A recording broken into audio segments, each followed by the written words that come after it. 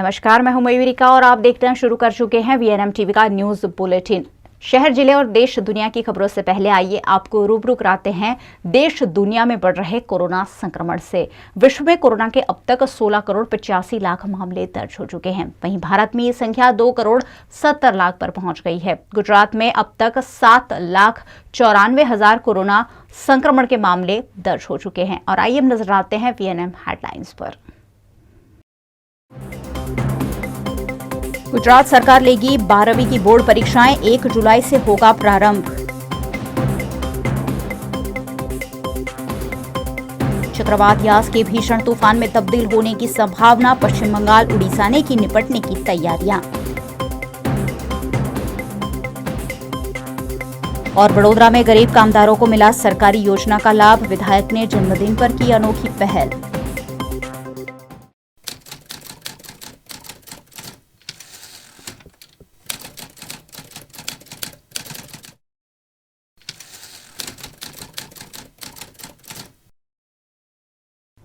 जब से राज्य सरकार ने 10वीं कक्षा के छात्रों को मास प्रमोशन देने का निर्णय लिया था, 12वीं कक्षा के छात्र काफी असमंजस में थे, लेकिन अब सरकार ने 1 जुलाई से इन छात्रों की परीक्षा लेने का निर्णय सुना दिया है। कोरोना वायरस संक्रमण के बीच बोर्ड परीक्षाओं के आयोजन को लेकर गुजरात राज्य का शिक्षा विभाग काफी असमंजस में था। पिछले दिनों 10वीं कक्षा के छात्रों को राज्य सरकार ने मास प्रमोशन दे दिया है, लेकिन 12वीं कक्षा की परीक्षाएं रूटीन पैटर्न से लेने की घोषणा आज राज्य सरकार के शिक्षा विभाग की ओर से की गई है। राज्य के मुख्यमंत्री विजय रूपाणी की अध्यक्षता में एक उच्च स्तरीय बैठक आयोजित की गई, जिसमें चर्चा के बाद गुजरात माध्यमिक और उच्चतर माध्यमिक शिक्षा बोर्ड द्वारा ली जाने वाली 12th साइंस और कॉमर्स की परीक्षाओं को हर वर्ष की तरह लेने का ऐलान किया गया है। 1 जुलाई से इन परीक्षाओं की शुरुआत होगी। 10वीं कक्षा के रिपीटर छात्रों की परीक्षाएं भी ली जाएगी और इस दौरान कोरोना गाइडलाइंस का चुस्ती से पालन भी कराया जाएगा। पूरे राज्य में 1,40,000 छात्र 12th साइंस और 5,43,000 छात्र कॉमर्स की परीक्षा देंगे। साइंस की परीक्षा में 50 मार्क्स के एमसीक्यू और 50 मार्क्स की थियोरी पूछी जाएगी, जबकि कॉमर्स की परीक्षा में 100 मार्क्स की रूटीन लिखित परीक्षा होगी। इसके अलावा राज्य सरकार ने एक और महत्वपूर्ण निर्णय लेते हुए 10वीं कक्षा के छात्रों की बोर्ड परीक्षा की फीस लौटाने का निर्णय लिया है। राज्य सरकार 3.5 लाख छात्रों की 6 करोड़ 47 लाख फीस वापस लौटाएगी। अगले 24 घंटे में चक्रवात यास भीषण तूफान में तब्दील हो सकता है। ऐसे में पश्चिम बंगाल और उड़ीसा जैसे राज्यों में हर संभव तैयारियां की जा रही है, ताकि कम से कम जान माल का नुकसान हो सके। चक्रवात ताउते ने महाराष्ट्र और गुजरात के राज्यों में काफी तबाही मचाई और अब तबाही मचाने के लिए चक्रवात यास पश्चिम बंगाल और उत्तरी ओडिशा के तटीय इलाकों पर आगे बढ़ रहा है। ये अगले 24 घंटों में गंभीर तूफान में तब्दील होने की आशंका मौसम विभाग ने भी जताई है। चक्रवात याद के मद्देनजर ओडिशा में करीब 2 लाख लोगों को सुरक्षित स्थान पर पहुंचा दिया गया है। वहीं 7 लाख लोगों को पहुंचाने का काम लगातार जारी है, जिसकी जानकारी एनडीआरएफ द्वारा दी गई। पश्चिम बंगाल के राज्यपाल और मुख्यमंत्री ममता बनर्जी भी लगातार स्थिति पर नजर बनाए हुए हैं और फिलहाल ये चक्रवाती तूफान यास कोलकाता से करीबन 350 किलोमीटर दक्षिण में स्थित है।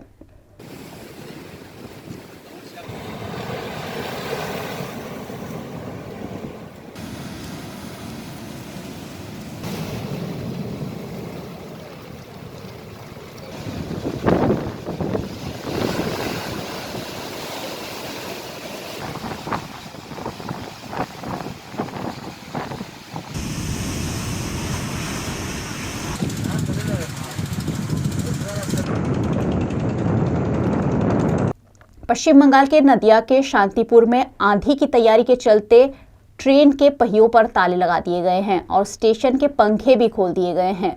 हर तरह की सतर्कता यहां बरती जा रही है और उसी के तहत यात्रियों की सुविधा के लिए प्लेटफॉर्म पर लगे पंखे क्षतिग्रस्त ना हो और किसी को चोट ना पहुंचे, शॉर्ट सर्किट ना हो, इस आशय के साथ 32 पंखों को उतार दिया गया है, जबकि ट्रेनों के पहियों को लॉक कर दिया गया है ताकि ट्रेन को भी नुकसान ना पहुंचे।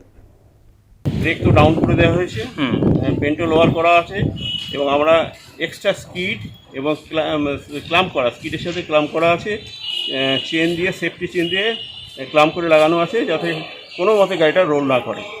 এই হচ্ছে স্যার কটা গাড়ি এখানে আছে? এখানে দুটো গাড়ি আছে। আর কার সেটে?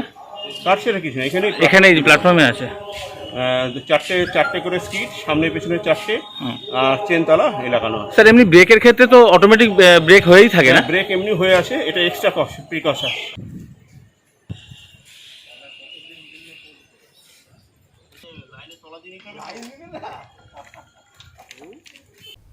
गरीब कामदारों को भी बुढ़ापे में राहत देने के लिए प्रधानमंत्री ने श्रम योगी मानधन योजना बनाई है, जिसका लाभ शहर की विधायक सीमा मोहिले ने अपने जन्मदिन पर वडोदरा के कामदारों को भी दिलवाया। असंगठित क्षेत्र के कामदारों को बुढ़ापे में सहारा देने के लिए भारत सरकार ने प्रधानमंत्री श्रम योगी मानधन योजना शुरू की है। इस योजना के तहत अब तक 44.90 लाख से अधिक श्रमिकों का रजिस्ट्रेशन किया गया है। असंगठित क्षेत्र के श्रमिकों को संरक्षण देने के लिए सरकार ने 60 साल की आयु पूरी कर लेने के बाद 3,000 रुपये महीने की न्यूनतम पेंशन मुहैया कराने के लिए प्रधानमंत्री श्रम योगी मानधन योजना शुरू की है। इस योजना में 18 से 40 वर्ष के लोग शामिल हो सकते हैं जिनकी महीने की आमदनी 15,000 रुपये से कम हो। वडोदरा शहर के कामदारों को भी इस योजना का लाभ देने के लिए विधायक सीमा मोहिले ने अपने जन्मदिन पर एक खास पहल करते हुए शहर के मजदूरों को इस योजना के तहत रजिस्टर करवाया। इस मौके पर विधायक सीमा मोहिले के साथ सांसद रंजनमैन भट्ट, मेयर केयूर रोकड़िया, भाजपा के अध्यक्ष डॉक्टर विजय शाह उपस्थित रहे। आज मेरे जन्मदिन के अवसर पर मैंने अकोटा विधानसभा कार्यालय ऊपर प्रधानमंत्री मानधन योजना मतलब पेंशन योजना का एक कार्यक्रम खास करके श्रमिकों के लिए मैंने रखा हुआ है।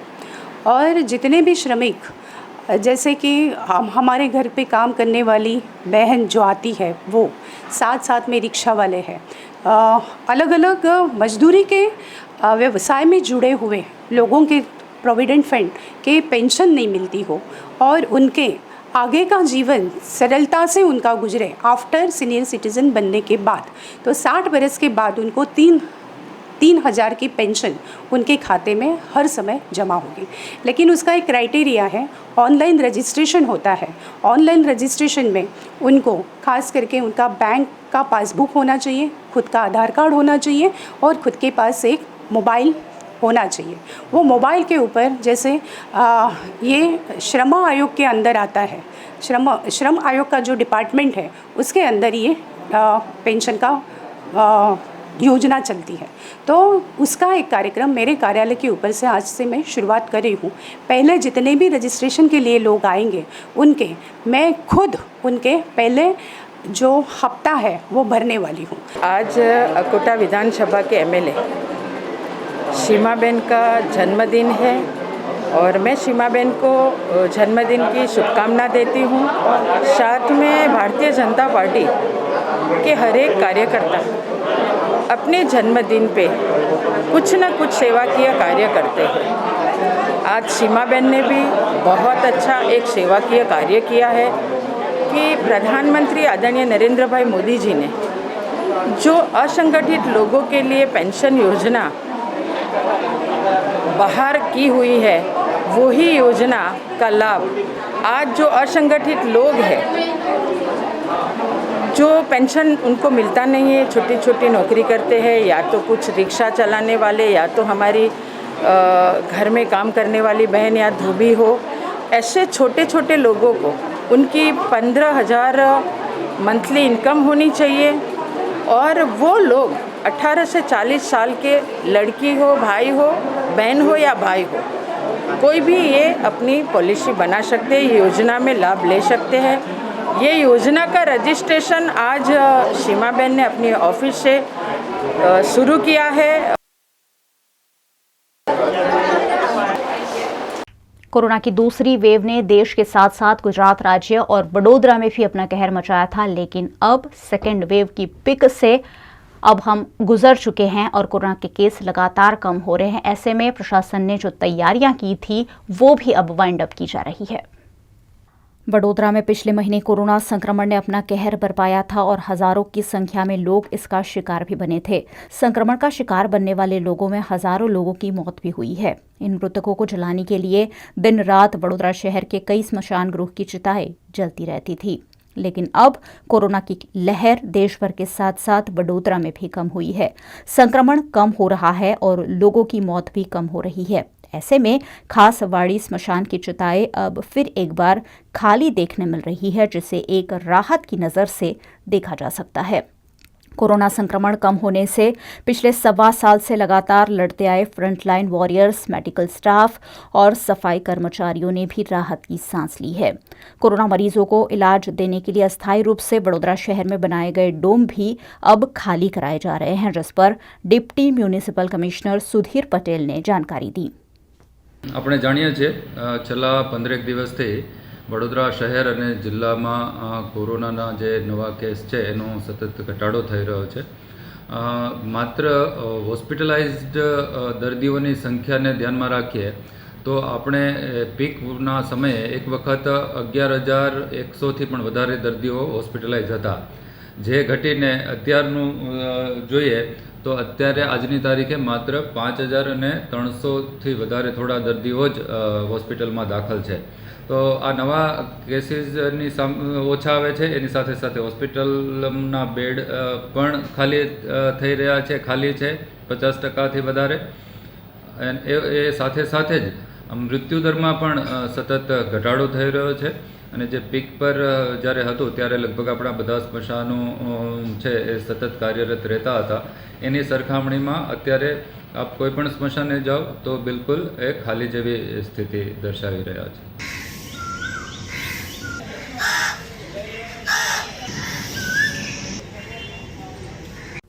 वडोदरा के स्वास्थ्य विभाग में सफाई कर्मचारियों की कमी है और सफाई कर्मचारियों की कमी के चलते सरकारी अस्पतालों की सफाई सुचारू रूप से नहीं हो पाती है, जिस पर कांग्रेस के नगर सेवक हरीश पटेल ने आवाज उठाई है। कोरोना महामारी से जूझ रहे वडोदरा के स्वास्थ्य विभाग के पास स्वास्थ्य कर्मचारियों की कमी है, जिसके चलते सरकारी अस्पतालों में अक्सर गंदगी का माहौल देखने मिलता है, जिससे मरीजों और उनके परिजनों के स्वास्थ्य पर बुरा असर पड़ता है। इस मामले कांग्रेस के नगर सेवक हरीश पटेल ने वडोदरा महानगर पालिका के कमिश्नर को पत्र लिखकर मामले से अवगत कराया है। हरीश पटेल ने एसएसजी अस्पताल और 34 अर्बन हेल्थ सेंटर में नियमित रूप से सफाई कर्मचारियों की नियुक्ति की मांग की है। आज मैं म्युनिसिपल कमिश्नर साहब ने मेयर साहब ने एक पत्र लख्यो है। वडोदरा शहर में 34 अर्बन हेल्थ सेंटर है। 34 से 34 अर्बन हेल्थ सेंटर पर साफ सफाईनो एक बहुत मोटो प्रॉब्लम है, जेना कारणे त्या गंदकीનું સામ્રાજ્ય થાય છે। સાફ સફાઈ કરવામાં તેના જે ઇન્ચાર્જ હોય એમને પોતાના પ્રાઇવેટ ખર્ચાથી સાફ સફાઈ કરાવવી પડે છે। એના લીધે દરેકે 34 से 34 हेल्थ सेंटर पर परमिनન્ટ જ્યારે हेल्थ सेंटर ચાલુ થાય કે બંધ થતાં સુધીના સફાઈ સેવકની નિમણૂક કરવા માટે મેં આજે પત્ર લખ્યો છે, જેનાથી ત્યાં આવતા સામાન્ય માણસોને ગંદકીનું સામ્રાજ્યથી દૂર રહે અને સ્વચ્છતા એ લોકોને મળી રહે, એના માટેનું મેં આજે પત્ર લખ્યો છે। वीएनएम में वक्त है एक छोटे से ब्रेक का, लेकिन आपको कहीं नहीं जाना है क्योंकि ब्रेक के बाद भी खबरें लगातार वीएनएम पर जारी रहेगी। बने रहिए वीएनएम के साथ। युग धर्म नोटबुक, फाइल्स, स्टेशनरी खरीदने की आपकी अपनी पसंदीदा जगह। सालों से वडोदरा शहर के लोगों की पहली पसंद। युग धर्म में नए साल में भी आपके लिए बहुत कुछ। Yug Dharma stationery, Kalakhoda circle, Makarpura GIDC, K10 Sarabhai campus, Manjusar GIDC और अंकलेश्वर जीआईडीसी। लॉकडाउन के दौरान हमने बहुत सारी रेसिपीज ट्राई की है, कुछ रेसिपीज हमने मॉडिफाई भी की है। ठीक उसी तरह से हमने भी आपका पसंदीदा शो आपकी रसोई मॉडिफाई किया है और उसे हम लेकर आए हैं एक नए रूप में, जहां आपको अपनी रेसिपी खुद ही शूट करनी है। लेकिन आपको कुछ बातों का ध्यान रखना है कि जब आप अपनी रेसिपी मोबाइल के जरिए शूट कर रहे हैं तो वो शूट आपको हॉरिजॉन्टली करना है, और दूसरा अपनी रेसिपी के बारे में खुद ऑन स्क्रीन हमारे दर्शकों को कुछ बताना भी है, ताकि हम आपको और आपकी जायकेदार रसोई को सभी के रसोई तक पहुंचा सके। तो इंतजार किस बात का, फटाफट वीडियो शूट करके स्क्रीन पे दिख रहे नंबर पर हमें जरूर भेजें। गोधरा की सब जेल में बंद हत्या के आरोपी को मेंटल हॉस्पिटल में इलाज के लिए लाया गया था, लेकिन ये आरोपी यहां से पुलिस को चकमा देकर भागने में सफल रहा। गोधरा सब जेल में हत्या के आरोप में बंद जयंती प्रताप नायक नामक आरोपी को वडोदरा के मेंटल हॉस्पिटल में 22 मई को इलाज के लिए भर्ती कराया गया था। आरोपी के साथ गोधरा पुलिस हेडक्वार्टर के पुलिस जवान भी तैनात थे, लेकिन आरोपी पुलिस को चकमा देकर फरार होने में सफल रहा था, जिसे पकड़ने के लिए वडोदरा पुलिस ने फौरन हरकत दिखाते हुए 24 घंटों के भीतर आरोपी को हालोल रोड से पकड़ लिया है।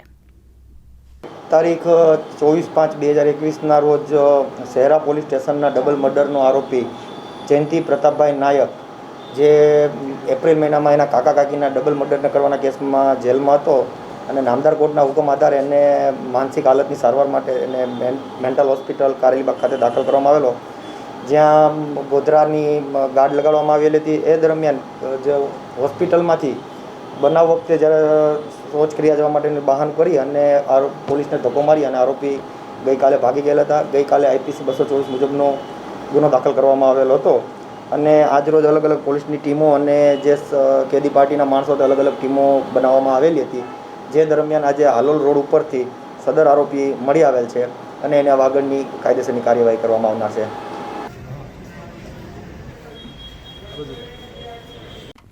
जंगल में घूमता तेंदुआ तो आपने बहुत बार देखा होगा, लेकिन सरकारी कार्यालय में अगर तेंदुआ उतर आए तो कैसा हड़कंप मच सकता है, ये देखने मिला दाहोद के लीमखेड़ा के मामलतदार कार्यालय में। दाहोद में काफी जंगल इलाका है और उसी के चलते यहाँ वन्य पशु अक्सर दिखाई पड़ जाते हैं। कुछ ऐसे ही एक तेंदुआ यहाँ के लीमखेड़ा मामलतदार कार्यालय के परिसर में घूमता हुआ देखने मिला। मामलतदार कार्यालय में घूमता हुआ तेंदुआ CCTV कैमरे में भी कैद हुआ है। मामलतदार परिसर में घूमते हुए तेंदुए को देखकर लोगों में डर का माहौल भी देखा गया।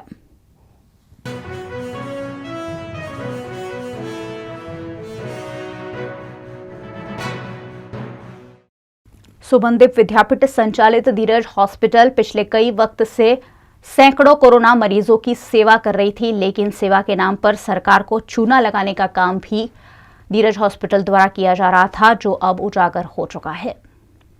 जब वडोदरा शहर के लोग कोरोना के इलाज के लिए बेड नहीं मिलने से इस हॉस्पिटल से उस हॉस्पिटल चक्कर काटने के लिए विवश थे, तब वडोदरा की सुमनदीप विद्यापीठ की धीरज हॉस्पिटल के संचालक सरकार को चूना लगाने में जुटे हुए थे। धीरज हॉस्पिटल में निःशुल्क बेड पर जितने कोरोना के मरीज इलाज ले रहे हैं, उससे ज्यादा मरीज दिखाकर सरकार से पैसा ऐंठने की चाल चली गई थी, जो अब उजागर हो गई है और ऐसे में प्रबंधन द्वारा मामले पर कड़ी कार्यवाही किए जाने की संभावना भी जताई जा रही है। वडोदरा शहर और जिला में एप्रिल महीना थी कोरोना केस वधवा मळ्या। गरीब दर्दियों ने अपने SSG और गोत्री हॉस्पिटल में फ्री सारवार आपी रह्या छे। હવે જ્યારે ગોત્રી અને SSG હોસ્પિટલો ભરાઈ જાય ત્યારે ફ્રી સારવાર આપવાની હોય તો તેના માટે રાજ્ય સરકારની સૂચના મુજબ મેડિકલ કોલેજોની જે હોસ્પિટલ છે તેમાં સારવાર આપવાની થાય અને રાજ્ય સરકાર દ્વારા નક્કી કરેલા દરે એ લોકો પાસેથી પેશન્ટને સારવાર કરાવવાની રહે અને એ પૈસા CDMO ડૉક્ટર મિશ્રાની કચેરી મારફત આપવાના રહેતા હોય છે। આ બાબતો ધ્યાને રાખીને વડોદરા જિલ્લામાં પારુલ, પાયોનિયર અને ધીરજ આમ 3 હોસ્પિટલો સાથે આપણે MOU કરેલું હતું। આ ક્રોસ ચેક કરતાં પ્રથમ તબક્કે 246 દર્દીઓ માલુમ પડ્યા હતા, જેથી અમારો સ્ટાફ જ્યારે ગણતરી કરીને 246 દર્દી લઈને આવ્યો અને ત્યારે હોસ્પિટલના સત્તાધીશોએ કીધું કે સાહેબ તમારી કંઈ ભૂલ છે, આવું ના હોય। આ બધી બાબતોની ચર્ચા થતાં મેં ફરીથી હુકમ આપ્યો કે અમારા તમામ ડૉક્ટરો તેઓના ડૉક્ટર સાથે અને તેઓના નર્સિંગના સ્ટાફ અને તેમના જે જવાબદાર ડૉક્ટર જેમની સાથે ગણતરી કરે અને નામ સાથે યાદી બનાવે। આ યાદી બનાવતા 234 જેટલા દર્દીઓ માલુમ પડેલા હતા, જે પ્રથમ વખત ગણતા 246 હતા। આમ કુલ 50% જેટલા દર્દીઓ આપેલી માહિતીની સામે હાજર માલુમ પડેલા હતા, જે પ્રાથમિક દૃષ્ટિએ જ ખોટું ગણાય। પ્રાથમિક તપાસના અંતે એમને માલુમ પડતા કે આમાં ખોટું છે, તો અમે 18 તારીખના રોજ તેમનું MOU સ્થગિત કરેલું છે અને એપ્રિલ માસમાં પણ એમને જે પેશન્ટોની ટ્રીટમેન્ટ કરીને જે એમને બિલ આપેલું છે એનું પેમેન્ટ પણ અમે સ્થગિત કરેલું છે। હાલના તબક્કે રાજ્ય સરકારને કોઈ નુકસાન ગયું નથી, પણ રાજ્ય સરકારને થતું નુકસાન અટકાવવા માટે અમે પૂરેપૂરા પ્રયત્નશીલ છે। અત્યારે જે કોવિડ ડેડિકેટેડ હોસ્પિટલ છે એના માટે પણ અત્યારે આજની તારીખે એમના ત્યાં 33 જેટલા દર્દી છે, જેમાં 33 ફ્રીના દર્દી હશે અને બાકીના થોડા 10 જેટલા પેડના દર્દી છે એ પત્યા પછી વહીવટીતંત્ર દ્વારા યોગ્ય નિર્ણય કરવામાં આવશે.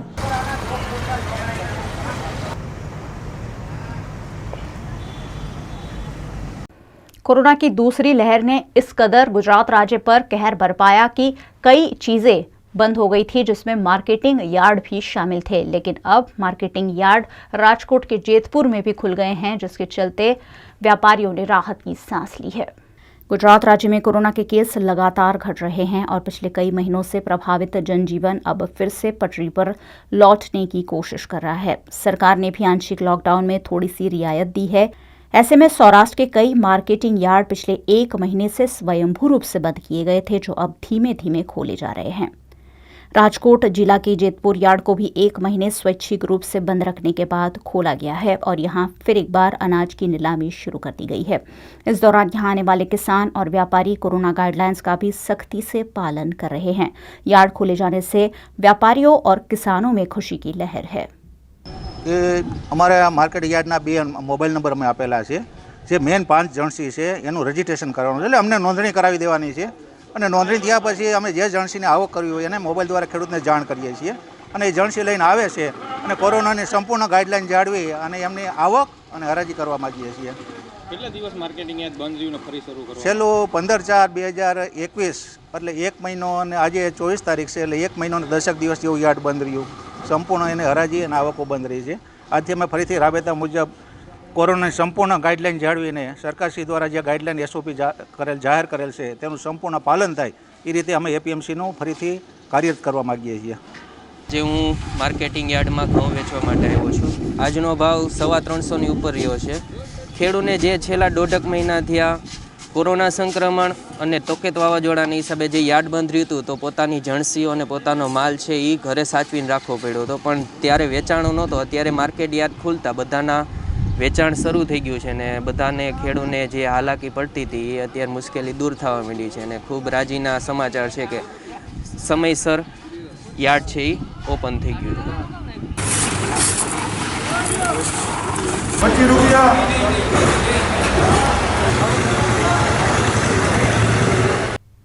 कोरोना संक्रमण की भेंट आम नागरिकों के साथ साथ कोरोना वॉरियर्स भी बन रहे हैं, जो पिछले 1.25 साल से अपने परिवार को भुलाकर जान को खतरे में डालकर कोरोना मरीजों की सेवा में लगे हुए हैं। गोत्री हॉस्पिटल के एक ऐसे ही सेवानिष्ठ कर्मचारी का कोरोना संक्रमण से निधन हुआ है। पिछले 1.25 साल से कोरोना महामारी के दौरान जारी जंग में कई कोरोना वॉरियर्स भी संक्रमित हुए हैं और इलाज के दौरान उन्होंने अपनी जान भी गंवाई है। गोत्री हॉस्पिटल में 40 साल के किशोर सोलंकी एनेस्थेसिया टेक्नीशियन के रूप में एनेस्थेसिया डिपार्टमेंट में कार्यरत थे। आजवा रोड के खोड़ियार नगर के निवासी किशोर सोलंकी का कोरोना संक्रमण से दुखद निधन हुआ है। गोत्री अस्पताल के कर्मचारियों ने उन्हें गार्ड ऑफ ऑनर देकर आखिरी सम्मान दिया। 2010થી આ કિશોરભાઈ ભગવાનભાઈ સોલંકી, જેમની ઉંમર 42 વર્ષ છે અને તેઓ 2010થી ગોત્રી મેડિકલ કોલેજમાં ઓર્થો OPDની અંદર ટેકનિશિયન તરીકે ફરજ બજાવતા હતા અને છેલ્લા 2012થી એ અમારા એનેસ્થેસિયા ડિપાર્ટમેન્ટમાં એનેસ્થેસિયા ટેકનિશિયન તરીકે ફરજ બજાવતા હતા અને આજે એનેસ્થેસિયા ટેકનિશિયન તરીકે અમે ઓપરેશનની અંદર એનેસ્થેસિયા ડૉક્ટર સાથે અમે કામગીરી કરીએ છીએ, જે ઓપરેશન પહેલાં અને ઓપરેશન પછી બી અમારે સતત પેશન્ટ પાસે રહેવાનું હોય છે. અને છેલ્લા 2 વર્ષથી જે કોરોના મહામારી ચાલી રહી છે એની અંદર સતત અમે કોરોના વોરિયર્સ તરીકે અમે ફરજ બજાવીએ છીએ અને અમારા કોરોના બીમારીની અંદર જે ઓપરેશન થિયેટર છે, અમારા જે કોરોના પેશન્ટો જે પોઝિટિવ આવે, જે સિઝેરિયન ઓપરેશન થતા હોય, ઇમરજન્સી ઓપરેશન થતા હોય, એની અંદર આ છેલ્લા 2 વર્ષથી અમે ફરજ બજાવતા હતા અને તેઓ કોરોના સંક્રમિત થઈ અને જે દેવત અવસાન આજ રોજ થયું છે તેમાં અમે દુઃખદ લાગણી અનુભવીએ છીએ.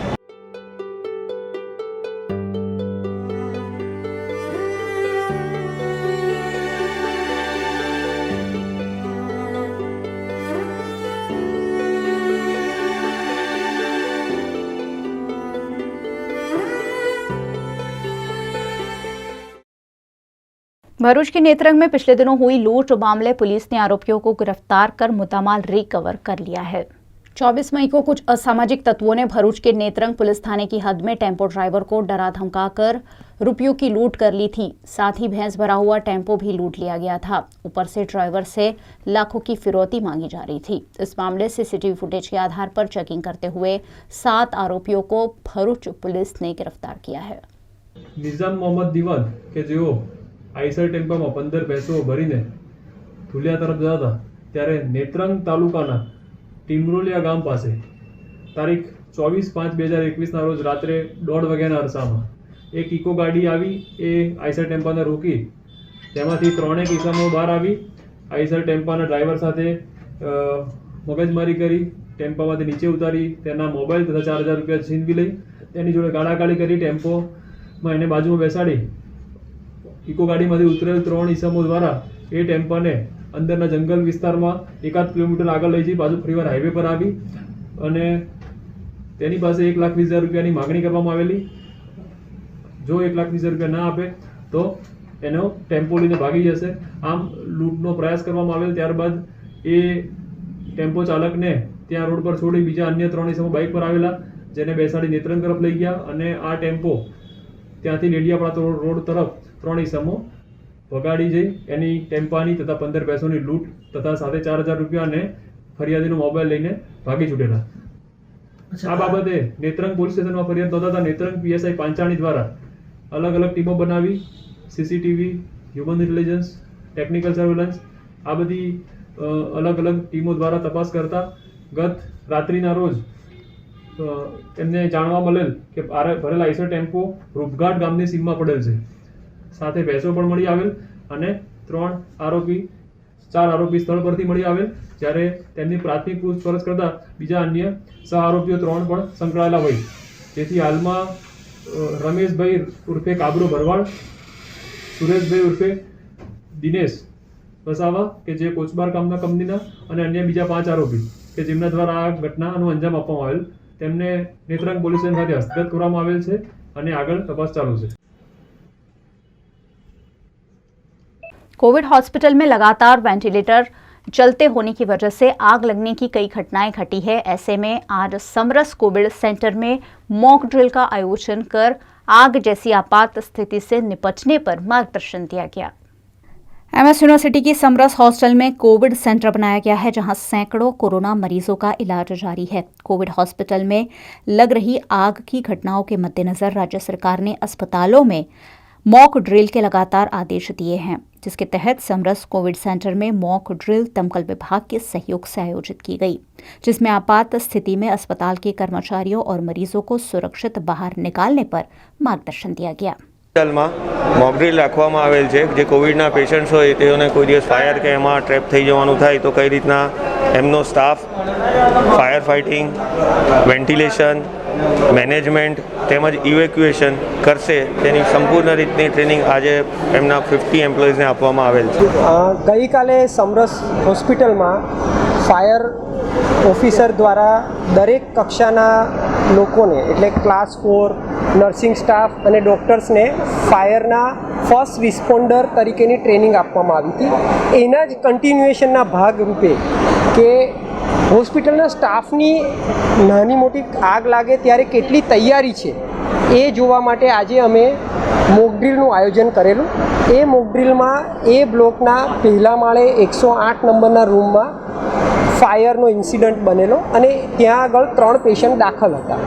આ મોક ડ્રીલ માટે અમે આખું એક ચેકલિસ્ટ તૈયાર કરેલું કે દરેક વ્યક્તિને એમના જે જવાબદારી અને રિસ્પોન્સિબિલિટી ખબર છે કે નહીં, ઇલેક્ટ્રિશિયન, ઓક્સિજન લાઇન બંધ કરવાવાળા માણસો, ફાયરમેન એ બધા એના ટાઈમ પર એક્ટ કરે છે કે નહીં અને પેશન્ટનું ઇવાક્યુએશન સેફલી અને કમ્પ્લીટલી થાય છે કે નહીં એ બધા જ ફેક્ટરને એક ચેકલિસ્ટ દ્વારા ઇવેલ્યુએટ કરવામાં આવ્યા અને એકંદરે આખી મોક ડ્રીલ સફળ રીતે પાર પડી છે અને આવી મોક ડ્રીલ અમે ભવિષ્યમાં કરતા રહીશું એટલે બીજા સ્ટાફને પણ આ પ્રકારની ટ્રેનિંગ મળતી રહે।